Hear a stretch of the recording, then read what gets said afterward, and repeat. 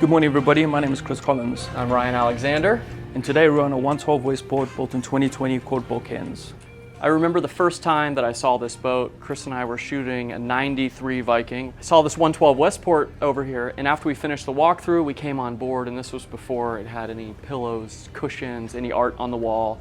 And even then, I said to you in the moment, I was like, we have to do a walkthrough on this boat. People need to see this thing. The 93 is since sold, and she was literally the slip next to her, so you couldn't get away from her. We just got back from a sea trial, beautiful winter's day here in South Florida, and looking forward to showing you the exterior and interior and all her beautiful characteristics. We got the boat off the dock this morning around 6:15 before the sun came up because we wanted to show you every angle of this boat.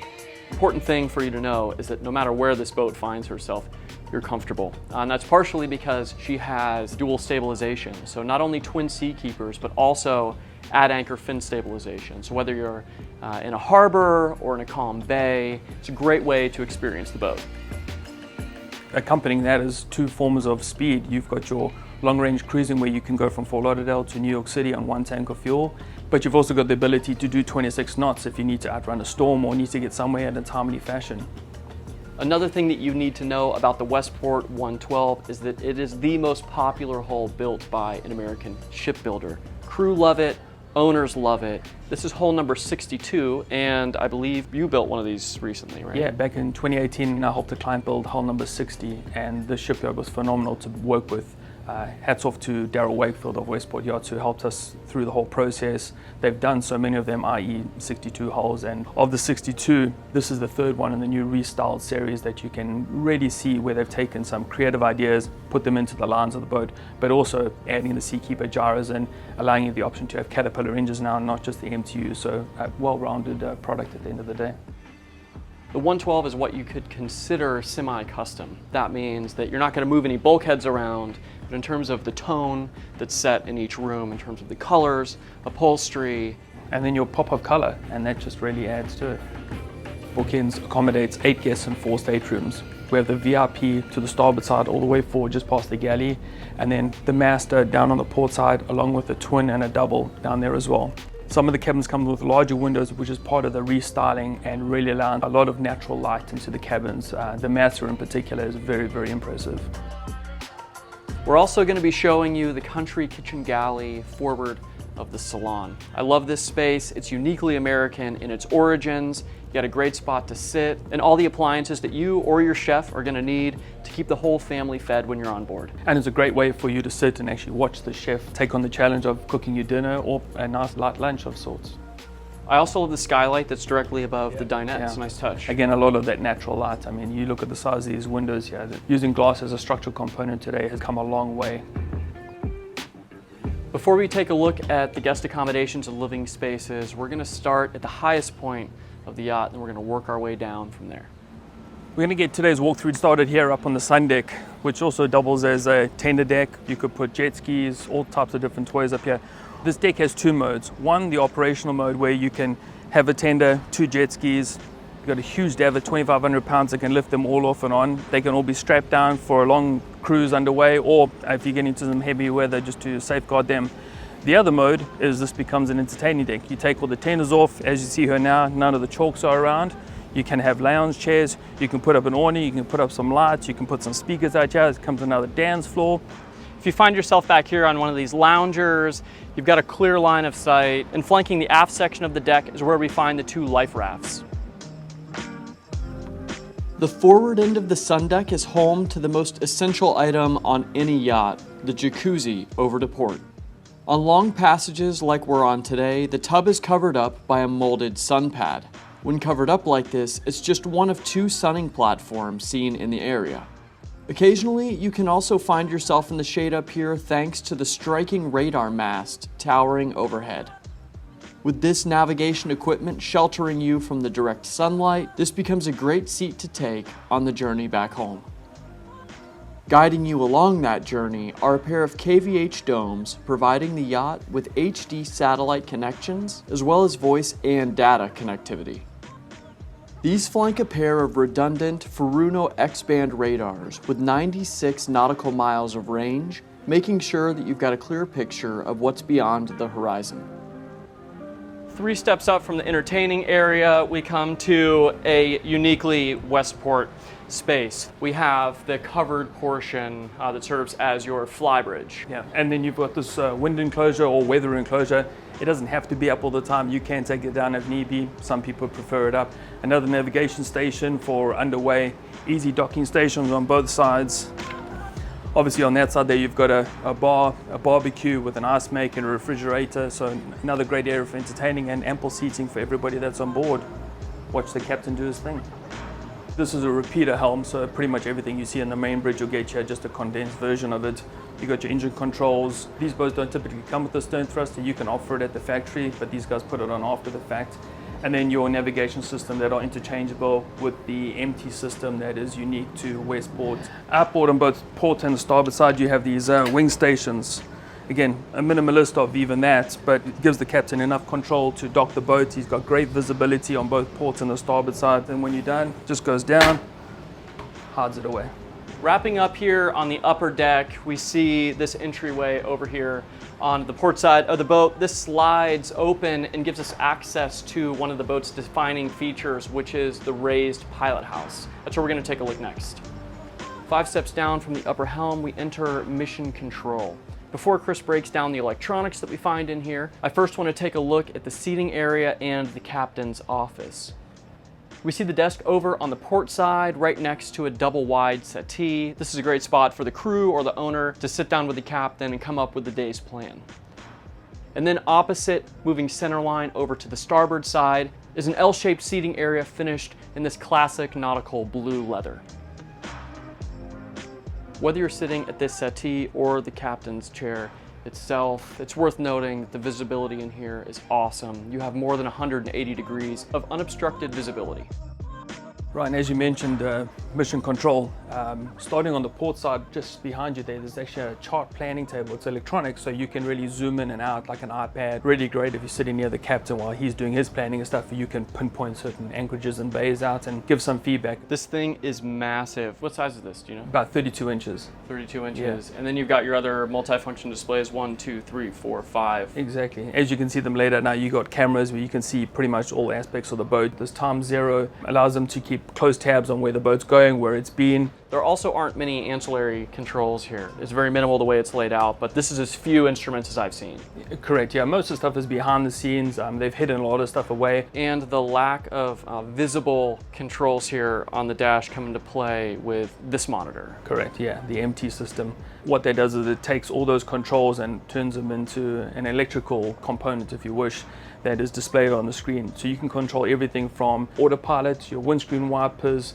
You could even do it where you can integrate your throttle control, so everything's integrated on screen. There's only been a handful of the Westports that have done these, but there are a lot out there in the commercial market, and that's where it comes from. It comes from the commercial world. It's a good upgrade to the yachting sector for sure. Having shown you where you run this yacht from, we're going to transition into another aspect of passage making. This includes everything from the deck gear to where the crew collectively calls home. We'll begin breaking down this part of the seafaring experience on the foredeck, which can be accessed from the port and starboard main deck foyers. This yacht was designed to get you to some pretty remote locations across the globe. Coming along with these remote excursions is the need to really trust the gear that you'll be using to lock down for the evenings. The most crucial of these is the anchoring system, which is found mounted just above the deck in the bow. Here we have 2 VWC 4,500 pound Maxwell hydraulic winches with handbrakes, along with an anchor washdown system. These windlasses operate dual pool-style 300 pound polished stainless steel anchors that are drawn into stainless anchor chutes. One of these is on 250 feet of chain, while the other is connected by 350 feet. Some other important gear operated by the deck crew are seen on the opposite end of the yacht, where we have 2 Maxwell 3500 capstans. A main difference found back here when compared to the foredeck is that we have flawless teak underfoot, as opposed to the durable and rugged non-skid up on the bow. Her topsides are finished in an Alex Seal 501 top coat in snow white. This is what covers the entirety of the hull and deck house. The statement piece of the exterior is the mast and the hardtop that we've already touched on, which have been painted in metallic silver. Whatever color it's painted, the entirety of this boat was built using foam cord composite construction and was engineered to American Bureau of Shipping rules. The main source of contrast comes from the calculated use of frameless tempered glass. These windows are unique because they're directly bonded to the vessel's structure using a structural adhesive system. The long windows of this 112 are foundational to the profile of the yacht. Now that we've taken a look at the deck gear and talked about the overall structure of the boat, let's next turn our attention to the crew quarters and mechanical space. There's two accesses to the engine room and the crew quarters on this boat. One on the main deck and then the main one here on the aft deck. Watertight bulkhead, simple turn, pivots out, and as you enter, you got a lazarette to the port side, and then you got your crew cabins forward. Stepping first into the lazarette, this is where we find the first piece of the shore power conversion system on board.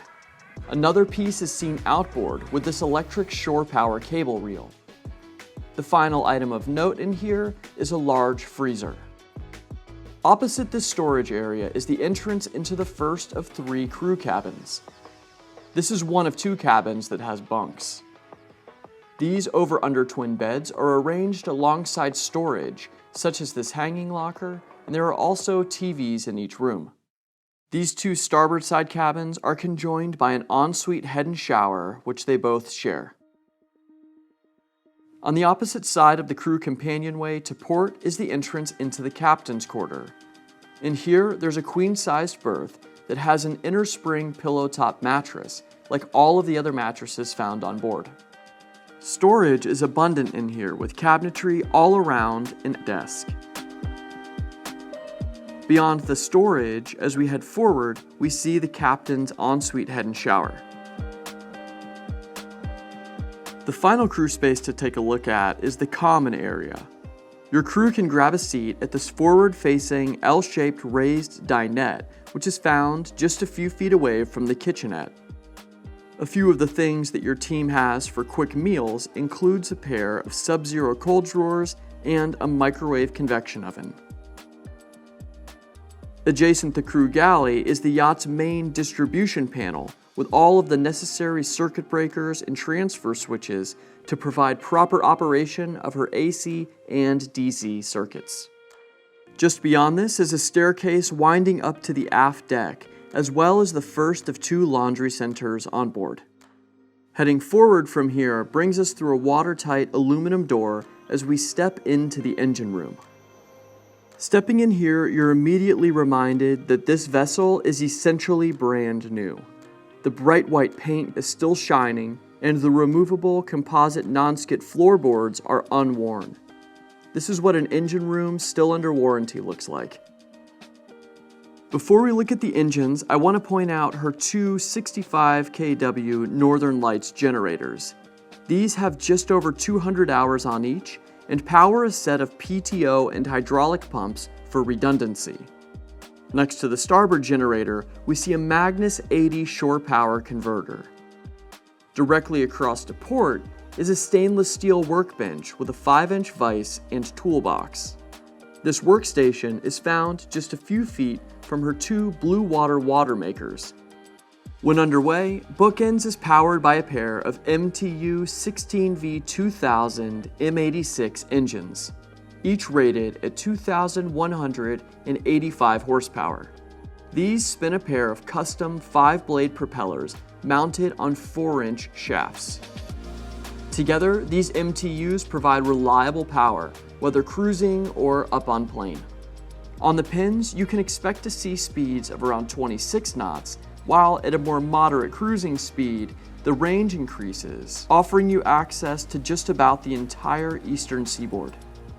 Stabilization while underway is provided by a pair of Naiad fins located approximately amidships and powered hydraulically by an engine-driven hydraulic pump. And for the moments when you want to come to a standstill in a harbor overnight, you can do so comfortably thanks to a pair of Seakeeper gyro stabilizers installed for about $400,000. One of the most special places when the gyros are running is the alfresco dining area found on the main deck aft. This space is unlike most of its competitors and is central to what we've come to expect throughout the Westport lineage. Due to its design, the aft deck is a low-traffic area with a great view over the stern and protection from the elements. Utilized the most is the molded-in settee and high-gloss teak dining table in the aft. In addition to the seating here, there are 3 polished bar stools along the inner edge of the wet bar to port. Here at this built-in area, you can throw on the game and have some cocktails prepared behind a stone-topped bar. Aft of the bar is one of 2 boarding gates flanking both sides of the aft deck. This is where you'd connect your boarding ladder. This one with 6 steps and made out of carbon fiber. The final feature to point out on the aft deck is the staircase that connects this area with the boat deck above. Below these stairs is a door that leads down into the crew area, a space we've already taken a look at. From here, let's spend the rest of our time walking through the interior, beginning with the salon. You enter this primary entertaining space through an oversized 4-panel polished stainless steel sliding door. This space immediately stands out when you experience it at sea with the horizon off in the distance. It's surrounded by large structural glass panels that we touched on earlier, and the living area on board bookends is both full beam and full of life. Stained white oak is seen throughout as the main material used to build out the cabinetry, and stain-resistant carpet welcomes you in underfoot. Other important tones found in here are the off-white sectional and sofa lining both sides of the seating area. It's from either of these that you have a clear line of sight to the TV, which helps to close off the salon from the dining room when you're entertaining in the area. Here in the formal dining, you get a feel for those semi-custom features that we were mentioning in today's intro. You've got this underlit onyx, you've got a ton of storage port and starboard. This is where you keep Westport provided flatware and stemware. At the dining, we've got space for 10 people comfortably. There's a leaf in here at the moment which can be removed, and this can be shrunk down if you wanted to make it a little bit more smaller and intimate. Heading forward from the formal dining, you see that there is a port and starboard foyer that leads forward. Typically on other yachts, larger yachts, crew normally enter on the port side, guests on the starboard side. On Westport, they've actually moved all the crew aft, so that gives you the ability to have guest access here versus midship, which some other brands do. And you're able to get creative with this space here in the middle. So as you step into this foyer, you first pass behind this huge door. This is a Miele wine cooler. In here, there's also an ice maker right by the entrance in this cabinet. You've got storage again, but you also have access to your utility room. Here in the utility room is where you find a stacked Miele washer and dryer and a spot where the stew or the crew can step away, fold some laundry. Just behind this laundry area is an electronics room. In this electronics room, we have everything from all your DirecTV decoders, your Kaleidoscope, which allows you to store movies on board, Apple TVs, your Crestron. Basically, your hub is all your electronics hub is maintained from here and fed throughout the boat. So one central location. And having it here means that if you've got an issue with the TV downstairs, you're not pulling TVs off the wall. Yeah. Ryan, this brings us down to the guest accommodation. This is where we've got those 3 other cabins, the master being behind these 2 doors, the twin there, and the double over there. Stone underfoot, you've got this custom piece on the wall to remind you that you are indeed on a boat. On a yacht. Yeah. On a yacht, I stand corrected. All right, let's check this master out. Full beam, 23 feet, 9 inches, massive windows, port and starboard. You've got a seating area off to the starboard side. His and her access to the restroom and huge closet.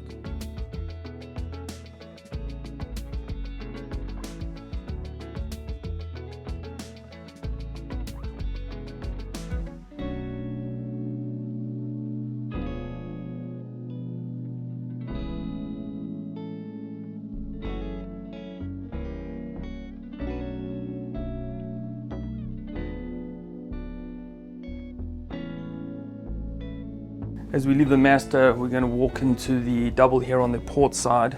Again, huge window allowing that natural light in, and a great size ensuite, and still good walkarounds.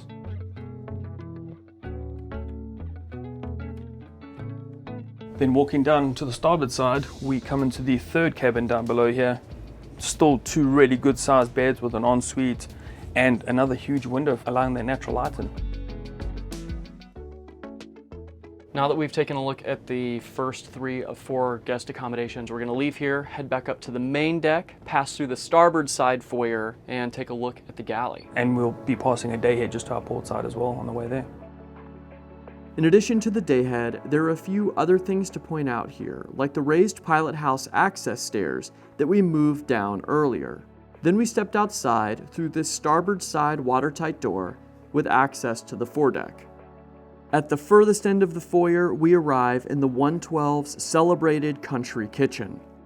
Whereas most super yacht galleys are intentionally hidden away, what we find on the 112 is as important to life on board as any other living space. In fact, most days start and end in this area thanks to its central location and the range of amenities. Let's start first in the aft, where we have the cooking and prep space operated by either a private chef or by members of the family. This was, after all, designed to feel similar to a home kitchen, and the appliances really help drive that home. In the galley island is a Miele induction cooktop directly below a Wolf vent hood overhead. Other appliances in the area include an oversized Sub-Zero refrigerator right next to a pair of 27-inch wall ovens. The dishes are done at a sink and dishwasher right next to the first window in a series that line both sides of the galley. Forward of the galley proper is the most used and comfortable spot on board.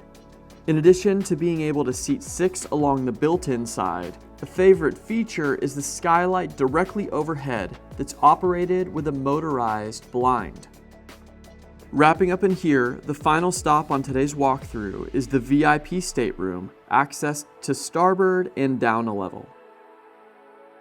Not that it matters for much, but this is my favorite cabin on board. I love all the textures that you see throughout the boat, the way they come together in here, but they're all slightly different. So you've got this wallpaper on the forward bulkhead.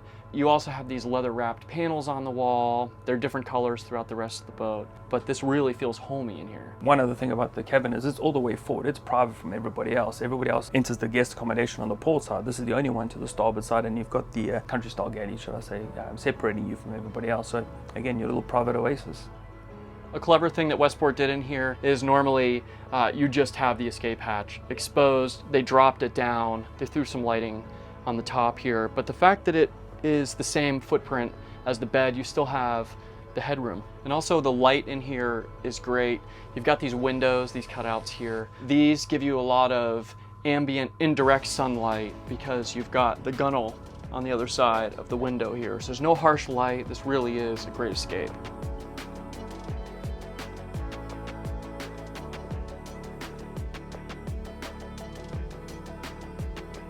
Thank you for joining us today on this walkthrough on the 112 Westport bookends.